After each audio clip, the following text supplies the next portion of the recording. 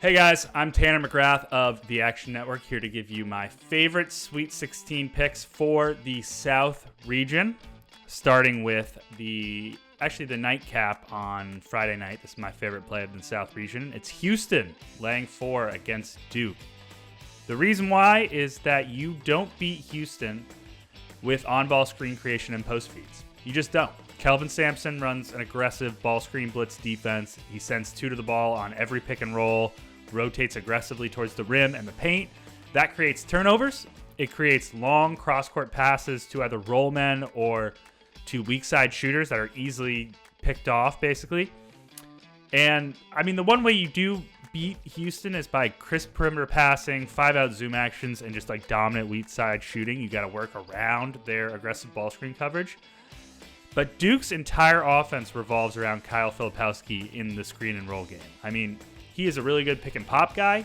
He's great at hard rolling to the basket, but he's especially good off the short roll where he hits Duke's shooting guards when defenders come down on him. That's why Duke shot 40% from 3 in ACC play. But Houston's going to cover that up immediately from the outset. The Blue Devils probably won't be able to get the ball in the high post to Kyle Filipowski against Houston. Duke played my beloved Vermont Catamounts in the first round, and the Catamounts have a very sketchy ball screen coverage defense. But they do have 2 Power 5 conference-level athletic defenders at the 1 and the 5 between Iliri Aofalei and Shamir Bogues, and those 2 alone were able to shut down Filipowski, who scored 3 points on 1 shot attempt.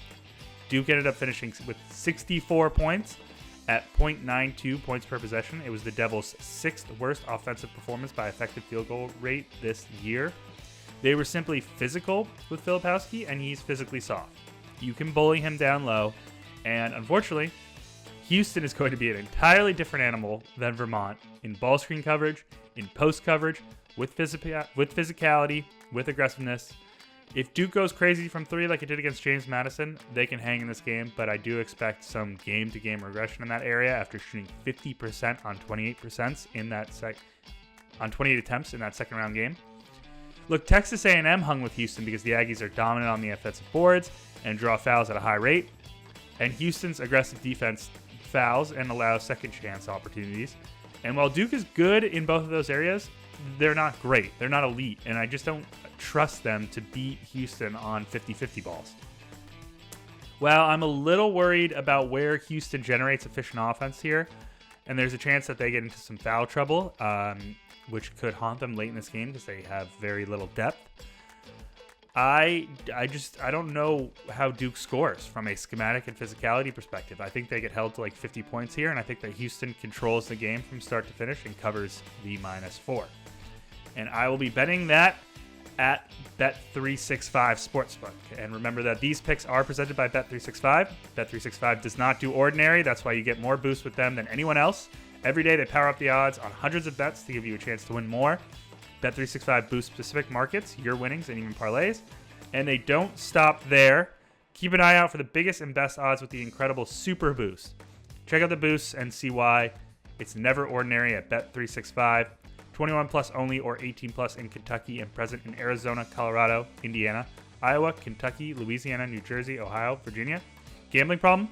Call 1-800-GAMBLER in Colorado, Indiana, Kentucky, Louisiana, New Jersey, Ohio, Virginia, or 1-800-BETS-OFF in Iowa. Terms and conditions and restrictions apply. For the other game in the South region, North Carolina State versus Marquette. Marquette is laying about 6.5. Total is around 150.5. There's 2 big questions with this game. The first is that can Marquette stop DJ Burns in the post? Maybe.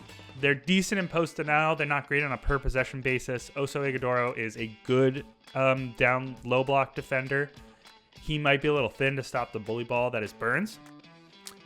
The second question, can NC State stop Shaka Smart's elite inventive ball screen offense led by the impossibly good Tyler Kolek, the ever versatile Ighodaro, and the clutch spot-up shooter that is Cam Jones?